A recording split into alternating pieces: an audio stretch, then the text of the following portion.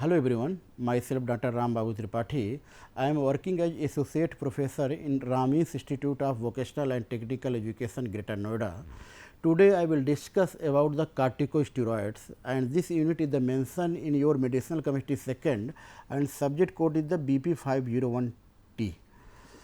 What is the corticosteroids? So, before starting the corticosteroids, today I will want to point to clear what is the steroids.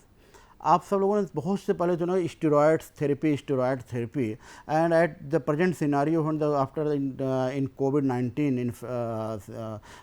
Infection most of the people are hear the steroids therapy. आप सब लोगों ने सुना होगा कि corona के patient को steroid therapy दी गई, स्टेरॉइड थेरेपी से ये नुकसान हो गया, स्टेरॉइड थेरेपी की वजह से उसको फंगल इन्फेक्शन हो गए, स्टेरॉइड थेरेपी की उसकी वजह से उसको डायबिटीज ग्लूकोज लेवल बढ़ गया. तो आप इस और सबसे ज़्यादा इस और स्टेरॉइड्स का यूज भी किया गया इन कोरोना के टाइम पे कोविड-19 इन्फेक्शन में. तो अगर स्टेरॉइड्स के इतने हार्मफुल इफ़ेक्ट है तो आप लोगों के दिमाग में आ रहा होगा तो स्टेरॉइड के इतने हार्मफुल इफेक्ट तो आपने स्टेरॉइड यूज क्यों किया. भाई जनरल से पॉइंट ऑफ व्यू तो जब आप स्टेरॉइड्स की वजह से उस पेशेंट को फंगल इन्फेक्शन शुरू हो गए, स्टेरॉइड की वजह से आपका ग्लूकोज लेवल बढ़ना शुरू हो गया, स्टेरॉइड की वजह से अदर इन्फेक्शन शुरू हो गए, स्टेरॉइड्स के वजह से ही उसका ग्लूकोज लेवल पेशेंट डायबिटिक हो गया, तब फिर आपने स्टेरॉइड थेरेपी स्टार्ट ही क्यों किया, यानी क्या यूज है स्टेरॉइड्स का. तो आज हम लोग इस क्लास में डिस्कस करेंगे कि कौन कौन से स्टेरॉइड्स हैं और उन स्टेरॉइड्स का क्या यूज है, और उस स्टेरॉइड्स का यूज के साथ साथ हमारे उस स्टेरॉइड के क्या क्या हमारे एडवर्स इफेक्ट हैं. तो स्टेरॉइड, इसीलिए स्टेरॉइड थेरेपी है. तो steroid is the one of the miracles drugs, यानी स्टेरॉइड्स हमारी एक ऐसी ड्रग्स है जिसको हम बोलते हैं, जैसे स्किन को बोलते हैं जैक ऑफ ऑल ट्रेडर्स, उसी तरह हम लोग स्टेरॉइड को बोलते हैं जैक ऑफ ऑल ट्रेड्स. यानी इसको हम मैक्सिमम किसी भी कंडीशन में कोई डिजीज होती है तो आप स्टेरॉइड्स का यूज कर सकते हैं. कहाँ यूज करते हैं? इन्फ्लामेशन में. अगर आपकी बॉडी में कहीं भी इन्फ्लामेशन होता है, एंटी इन्फ्लामेटरी ड्रग्स उस समय आप जो यूज नहीं होती तो आप स्टेरॉइड यूज करते हैं. फीवर में आपका फीवर कंट्रोल नहीं हो रहा तब आप स्टेरॉइड यूज कर सकते हैं. आपका कैंसर में वहाँ पर आप स्टेरॉइड यूज कर सकते हैं. ऑर्गन ट्रांसप्लांटेशन में अगर आप एक ऑर्गन पेशेंट को दूसरे पेशेंट को ऑर्गन ट्रांसप्लांट कर रहे हैं तो ऑर्गन ट्रांसप्लांटेशन में आप स्टेरॉइड यूज करते हैं. ठीक है. इसके अलावा आप कैंसर के पेशेंट में स्टेरॉइड यूज करते हैं. यानी ऐसी कोई डिजीज नहीं है मोस्टली जहाँ पर कि जिस कंडीशन में आप स्टेरॉइड यूज ना करते हो. लेकिन इसके साथ साथ स्टेरॉइड्स के कुछ ड्रॉबैक भी हैं.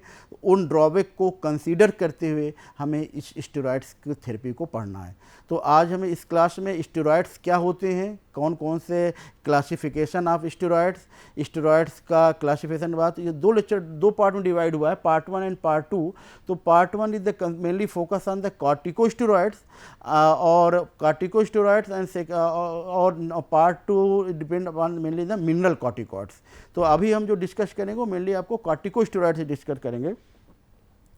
तो what is the corticosteroids, corticosteroid क्या हैं, कैसे कॉर्टिकोस्टेरॉइड्स आपकी बायोसिंथेसिस यानी आपकी सेल्स नेचुरली कैसे कॉर्टिकोस्टेरॉइड आपकी बायोसिंथेसिस होती है वो पढ़ना है.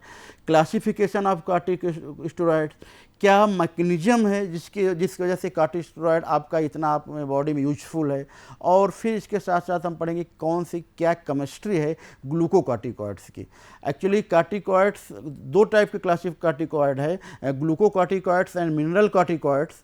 तो अभी जो आप लेक्चर नंबर 1 पार्ट 1 में आज जो पढ़ना है वो हमें पढ़ना है ग्लूकोकॉर्टिकॉइड्स का. मिनरल कॉर्टिकॉइड्स को हम डिस्कस करेंगे आपको नेक्स्ट लेक्चर में. एंड लास्ट वन हमें डिस्कस करना है कि what are the adverse effect of glucocorticoids. Name से क्लियर है. What is the corticosteroid? Corticosteroid are the class of the steroids hormones. Means these hormones are steroid hormones and derived from the cholesterol and the mostly known as the adrenocorticoids. यानी corticosteroids are also known as the adrenocorticoids. Why they are called the adrenocorticoids? यानी question ये है कि corticosteroid को हम adrenocorticoids क्यों बोलेंगे. तो उसका आंसर ये है कि कॉर्टिकोस्टेरॉइड्स का जो फॉर्मेशन है, जो सिंथेसिस है, mainly for take place on the kidney, यानी जो kidney the responsible for the synthesis of adrenocorticoids. तो चूंकि किडनी को का जो ग्लैंड्स का नाम है एड्रिनल ग्लैंड्स जो प्रेजेंट होती है वो किडनी के जस्ट टॉप पे प्रेजेंट होती है।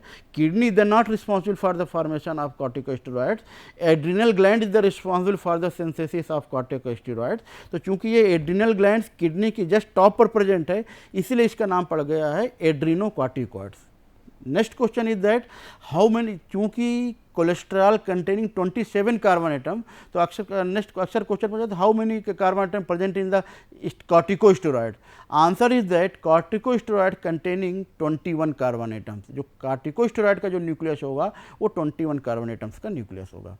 नेक्स्ट वन है corticosteroids are further classified in two types. First one is the glucocorticoids and second one is the mineral corticoids. The example of glucocorticoids is known as the hydrocortisols and cortisols. Next slide में हम discuss करेंगे क्या difference है आपका कॉर्टिसोल्स में, क्या difference है आपका हाइड्रोकॉर्टिसोन्स और कॉर्टिसोन्स में। नेक्स्ट है मिनरल कॉर्टिकॉइड्स का जो एग्जांपल है वो आपका एल्डोस्टेरॉन्स। मिनरल कॉर्टिकॉइड्स या एल्डोस्टेरॉन्स हमको आपका नेक्स्ट लेक्चर में पढ़ना है। टुडे जो will discuss only for the glucocorticoids. ये आपका this is the biosynthesis of adrenocorticoids. आप यहाँ पर देख रहे हैं कि this is the structure of cholesterol. This nucleus is known as the steroidal nucleus and this nucleus is known as cyclopentane phenanthrenes. यानी ये न्यूक्लियस आपका स्टेरॉयडल न्यूक्लियस है, ये साइक्लोपेंटेन रिंग्स है, this ring and 1, 2 and 3 this ring is known as the phenanthrene ring. तो इसीलिए इसको क्या बोलते हैं, साइक्लोपेंटेन फिनांथ्रीन न्यूक्लियस। कोलेस्ट्रॉल में जो आर को जो सब्सटीट्यूएंट में जब आप आर पे ये सब्सटीट्यूएंट लगा देते हैं तो total number of carbon atom जो कोलेस्ट्रॉल को हो जाएगा वो हो जाएगा आपका C27। यानी C27 कोलेस्ट्रॉल में जो कार्बन एटम है वो टोटल 27 कार्बन एटम्स है। Cholesterols converted to pregnenolones, this pregnenolone oxidise convert to progesterone, this progesterone convert to 20 hydroxyprogesterones and this 20 hydroxyprogesterone convert to corticosterones and this corticosterone convert to aldosterones। अब आपको structure देख करके clear होना चाहिए कि what is the difference between corticosterones and aldosterones. आपको इस structure को देख करके आपको कहते हैं कि क्या डिफरेंस है आपको कॉर्टिकोस्टेरॉन्स और एल्डोस्टेरॉन में। तो स्ट्रक्चर का जो बेसिक डिफरेंस है, एल्डोस्टेरॉन्स में CH3 group replace by CHO group. यानी अगर जब आप CH3 ग्रुप को रिप्लेस कर देते हैं तो जो ग्लूकोकॉर्टिकोइड की जो एक्टिविटी है वो टोटली चेंज हो जाती है आपकी मिनरल कॉर्टिकॉइड्स में। यानी बाकी पूरा सब कुछ सेम है, cyclopentane phenanthrene nucleus, cyclopentane phenanthrene nucleus, double bond O, CH3 OH CH3 और CH2 OH C double bond O, पूरा स्ट्रक्चर सेम है। डिफरेंस कहाँ पर है, the difference is that CHO। अगर CHO ग्रुप प्रेजेंट है तो आपका स्ट्रक्चर एल्डोस्टेरॉन्स का है, और अगर CHO जब हम CH3 ग्रुप प्रेजेंट है तो स्ट्रक्चर है आपका कॉर्टिकोस्टेरॉन्स का। तो ये डिफरेंस है आपका एल्डोस्टेरॉन्स और कॉर्टिकोस्टेरॉन्स के स्ट्रक्चर में। नंबर याद रखने हैं। आपको पूछा जाए कि कार्बन एटम्स में क्या है, कार्बन एटम्स में कोई डिफरेंस नहीं आएगा। ये भी 21 कार्बन एटम है, ये भी 21 कार्बन एटम्स है। CH3 में भी एक कार्बन एटम था, CHO में भी एक कार्बन एटम था। तो मीन्स दोनों के कार्बन एटम्स के नंबर में कोई डिफरेंस नहीं आ रहा, सिर्फ CH3 को हम रिप्लेस कर रहे हैं CHO से और ड्रग बन जा रही है कॉर्टिकोस्टेरॉन से एल्डोस्टेरॉन। और these drugs are biosynthesized from the cholesterol. Next one आप देख रहे होंगे कि this pregnenolone is further converted to 17 alpha hydroxy progesterone और दिस कन्वर्ट टू हाइड्रोकॉर्टिसोल्स। अब आपके पॉइंट में है क्लियर होना चाहिए कि what is the difference between hydrocortisol and corticosterone. Hydrocortisols and corticosterone, इन दोनों में जो डिफरेंस है the presence of this OH group and absence of this OH group.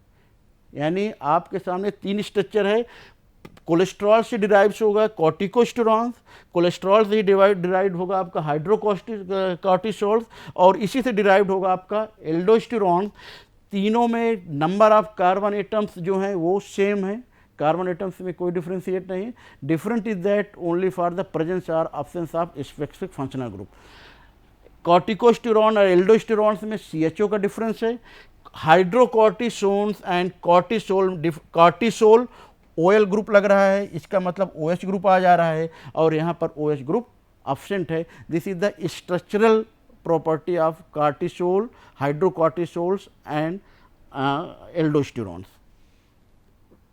Next one, corticosteroids are further classified in two types, glucocorticoids and mineral corticoids. Glucocorticoids, there are some natural corticosteroids and some one of the synthetic steroids. Today we are mostly focused on the synthetic steroids, and in which there are drugs, most common drugs is the prednisones, betamethasones and dexamethasone. Natural corticosteroid is the corticosteroids and hydrocortisone. Next one, what is the use of glucocorticoids? We have already discussed that glucocorticoids, the steroid is the one of the miracles drugs and also known as jack of all trades. So, it is used in mainly carbohydrate metabolism, fat metabolism, anti-inflammatory drugs and prevent the release of phospholipids release. तो चूंकि इतने इसके mode of action को जैसे they are a variety of use, तो उसको हम आप नेक्स्ट स्लाइड में डिस्कस करेंगे। What is the mechanism behind the action of glucocorticoids? These glucocorticoids are mainly bind with the nuclear receptors.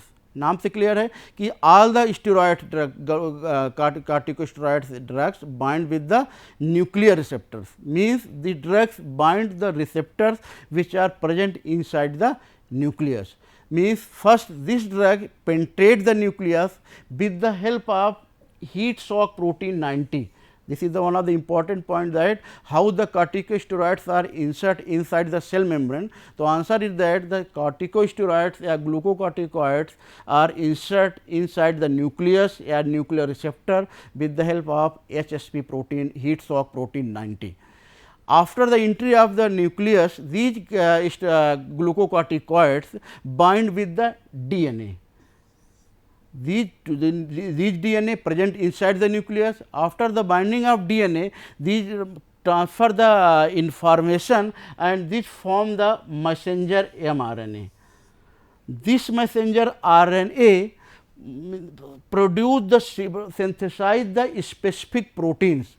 These proteins are responsible for their biological action. Either they are synthesis of particular type of specific proteins or decrease the specific proteins, या जो भी करेगा यानी वो mRNA उस protein की synthesis को या न्यू प्रोटीन्स बनाएगा या किसी प्रोटीन को ब्लॉक करके उसके मोड ऑफ एक्शन को वो शो करेगा। तो ओवरऑल इस स्लाइड का कंक्लूजन ये है कि ग्लूकोकॉर्टिकॉइड्स जो बाइंडिंग रिसेप्टर्स है वो न्यूक्लियर रिसेप्टर्स है।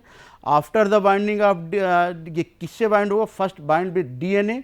डीएनए से बाइंड होने के बाद जो भी रिस्पांस करेगा वो टारगेट सेल पे एमआरएनए बनाएगा यानी मैसेंजर आरएनए। एमआरएनए से फिर वो प्रोटीन्स बनेंगे, उसी हिसाब से रिस्पॉन्सिटिव प्रोटीन जो आपके लिए रिस्पॉन्सिबल होगी। तो this is the overall mechanism of glucocorticoids. Here the two drugs which are mainly used for the cortisones and prednisone. अक्सर ये पूछते हैं कि what is the difference between cortisones and cortisol, and second one is the prednisone and prednisolone. क्या ये दोनों drugs एक ही हैं या इन दोनों ड्रग्स अलग अलग हैं? तो आप जब आप स्ट्रक्चर देखते हैं तो कॉर्टिसोन्स और कॉर्टिसोल्स में एक स्ट्रक्चर का फर्क है, यानी ये ketone group C+O group converted to OH group, यानी एक ग्रुप जो है वो आपका क्या चेंज हो रहा है, C+O चेंज हो रहा है आपका OH ग्रुप, यानी कीटोन ग्रुप चेंज हो रहा है आपका एल्कोहल ग्रुप में with the help of 11 beta HSD1। 11 beta HSD1, this is the enzymes which are present in the liver, means 11 beta hydroxy steroid dehydrogenase, 11 beta hydroxy steroids dehydrogenase. This is the enzyme present in the two isomer form, one form and two form. तो जो one form है ये this is the ये enzyme present है levers में और ये enzyme present है आपका किडनी में। तो जैसे जब आप कॉर्टिसोन ड्रग लोगे, this is the inactive form, ये ड्रग्स लीवर में जाकर के कन्वर्ट हो जाएगी उसका एक्टिव फॉर्म में, और एक्टिव फॉर्म को हम बोलेंगे आपको कॉर्टिसोल। अब ये कॉर्टिसोल अपने पर्टिकुलर ग्लूकोकॉर्टिकॉइड रिसेप्टर से बाइंड होगा और अपना एक्शन रिस्पांस शो करेगा। लेकिन in case of prednisone, prednisone is also the inactive form drug, does not inactive as prednisone। जब आप ये ड्रग लेंगे तब विद हेल्प ऑफ लीवर ये कन्वर्ट हो जाएगी आपका प्रिडनिसोलोन में। तो आप जो मार्केट में जो ड्रग्स आ रही है वो प्रिडनिसोलोन से आ रही है, जो आप आ रही है ड्रग वो आ रही कॉर्टिसोल, ना कि आपको अगर आप पूछा जाए कि इसका एक्टिव फॉर्म क्या है, तो एक्टिव फॉर्म है आपका कॉर्टिसोल और प्रिडनिसोलोन। अगर आप ये प्रिडनिसोलोन लेंगे तो वो इनएक्टिव फॉर्म में रहेगी, वो कन्वर्ट हो जाएगी, जैसे आप बॉडी में जाएंगे वो कन्वर्ट हो जाएगी प्रिडनिसोलोन में। यही ड्रग किडनी में एक दूसरा एंजाइम प्रेजेंट है, उसका आइसोफॉर्म है HSD2, ये एंजाइम उसको अगेन कन्वर्ट कर देगा इनएक्टिव फॉर्म में। तो ये एक मैकेनिज्म है, एक्टिव फॉर्म और इनएक्टिव फॉर्म में कन्वर्जन चलता रहेगा। Next one is the drugs is the, what is the difference between the drug? Corticosterone is the glucocorticoids of pregnant types means जब आपको आयुपेशियन में पढ़ाया गया था तो व्हाट इज द, जब 21 कार्बन एटम्स रहते थे तो उस 21 कार्बन एटम्स का एक पर्टिकुलर नेम आया था, वो आया था आपका प्रेग्नेंट। तो प्रेग्नेंट टाइप यानी इसमें भी 21 कार्बन एटम्स है आपको कॉर्टिसोन्स में, और आपका कॉर्टिसोल में भी आपका 21 कार्बन्स हैं।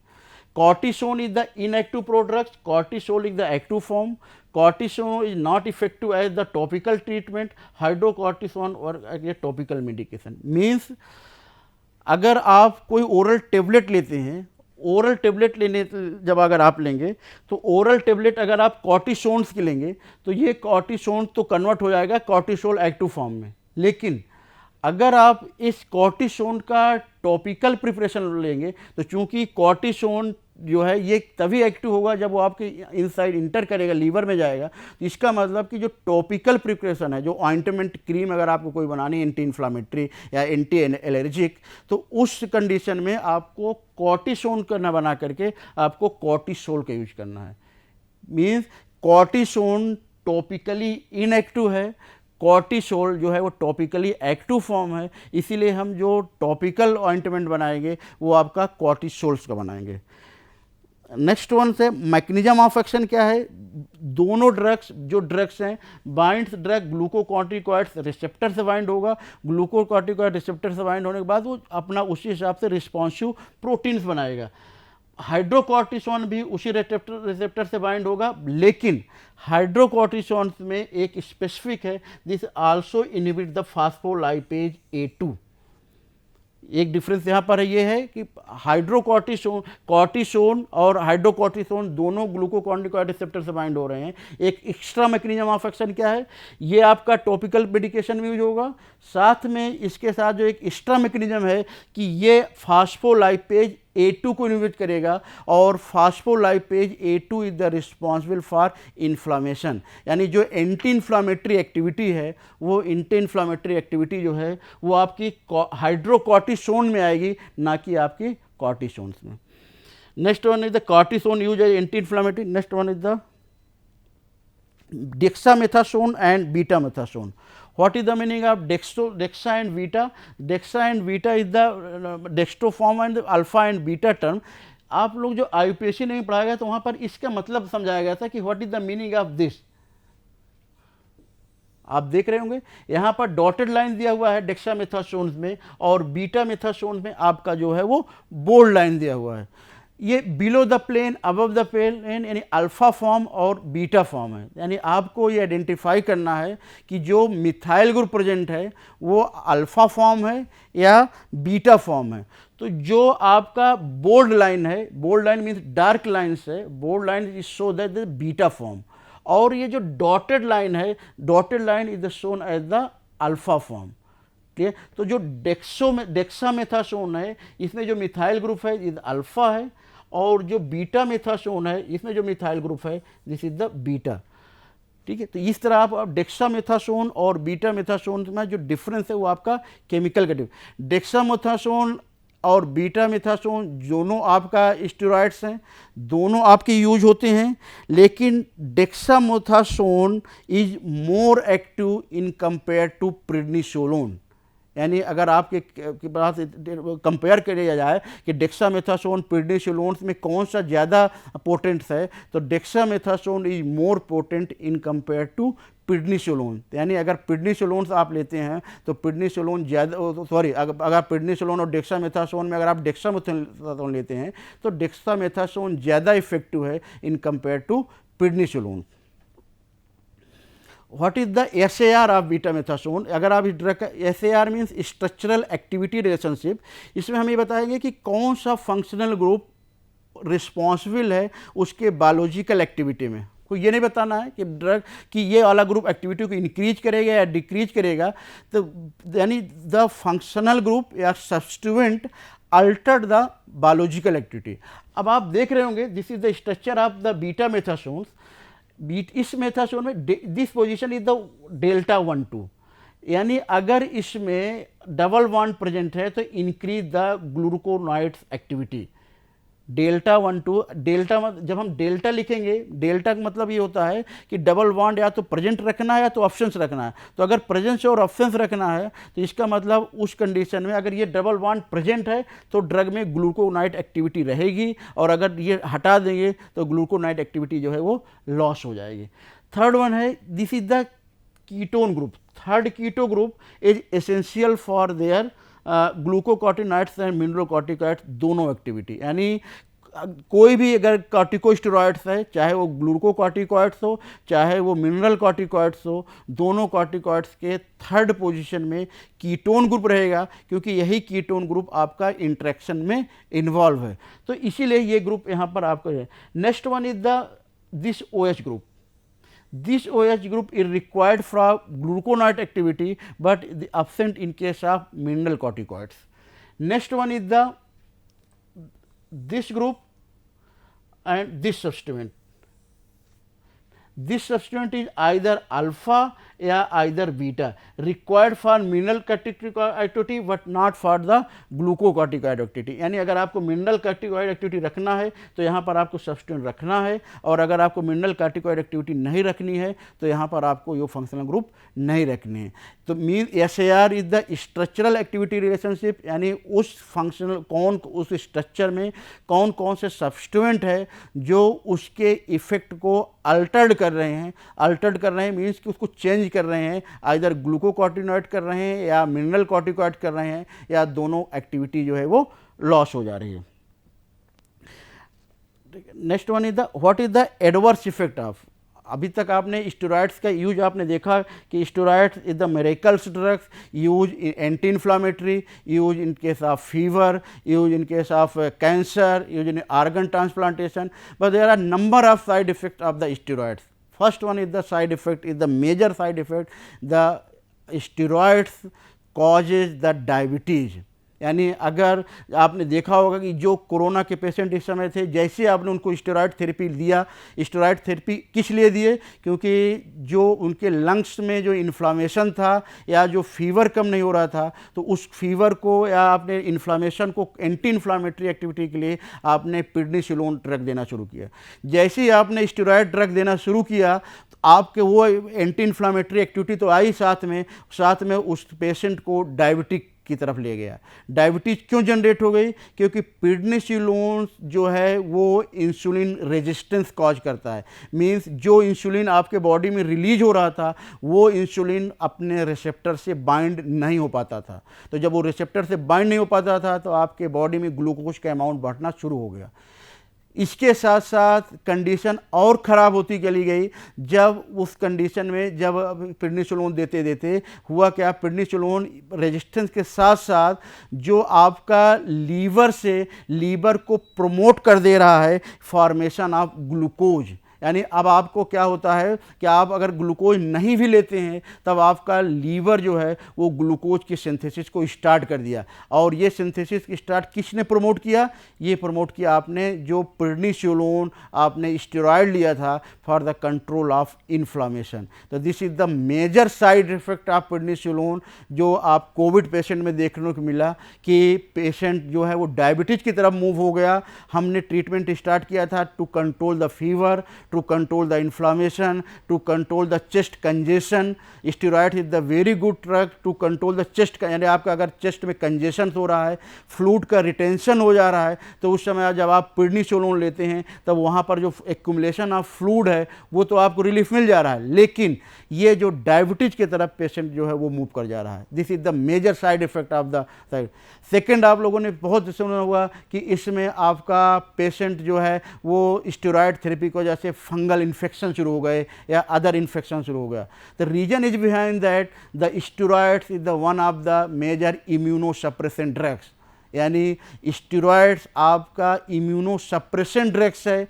स्टेरॉयड्स आपकी इम्यूनिटी को कम करता है। स्टेरॉयड्स में भी आल्सो कम, अगर आपके ब्लड प्लेटलेट बहुत ज़्यादा हाई हो जाती है तो उस समय भी ब्लड प्लेटलेट को रिड्यूस करने के लिए स्टेरॉयड थेरेपी यही प्रेडनिसोलोन देते हैं। तो जब आप इम्यूनोसप्रेसेंट ड्रग लेना शुरू करते हैं तो उस जब आप स्टेरॉयड लेना शुरू करते हैं तो स्टेरॉयड की वजह से चूँकि आपका इम्यून सिस्टम भी सप्रेस हो रहा है और इस इम्यून सिस्टम के सप्रेशन की वजह से आपको अदर इन्फेक्शन स्टार्ट हो गए। तो कोरोना के टाइम पे स्टेरॉयड के सबसे दो मोस्ट साइड इफ़ेक्ट आना शुरू हुए थे पेशेंट में। एक तो पेशेंट डायबिटिक हो जा रहा था और सेकंड पेशेंट में फंगल इन्फेक्शन हुआ था जिसमें आपको green fungus, white fungus, yellow fungus आया था या उसको दूसरे इन्फेक्शियस डिजीज हो गई थी। तो ये दो मेजर आपके एडवर्स इफेक्ट थे आपके स्टेरॉयड्स के। इसके अलावा स्टेरॉयड का जो सबसे मेजर इफेक्ट है ये कोलेस्ट्रॉल के लेवल को बढ़ाना शुरू कर देता है कि जब आप स्टेरॉयड लेते हैं तब आपके कोलेस्ट्रॉल लेवल बढ़ जाता है, इन अल्सर के चांसेस बढ़ जाते हैं और समटाइम्स में increase the uterine cancer. Next one, this is the conclusions of the corticosteroid lectures. Means आप see that this is the what is the structural difference between cortisone, hydrocortisones, prednisone, prednisolones, dexamethasones and betamethasones.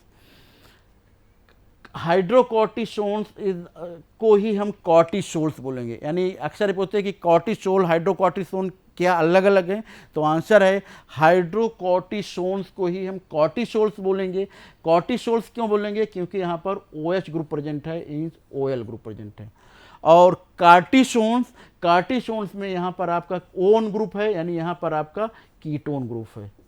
ठीक है, तो this is the difference between cortisones या cortisol.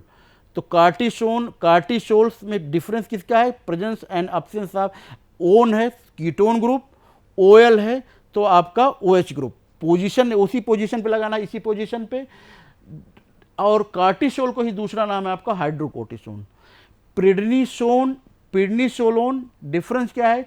Presence of O और OH, यानी अगर O group ketone group present है तो हम प्रेडनिसोन बोलेंगे, और अगर जब OH ग्रुप प्रेजेंट आ जाएगा तो हम उसको बोलेंगे प्रेडनिसोलोन।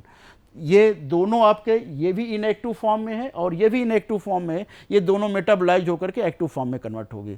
ठीक है, last one is the dexamethasone and is the betamethasone on presence and absence of this. I have already convert this are good. Okay, thank you so much.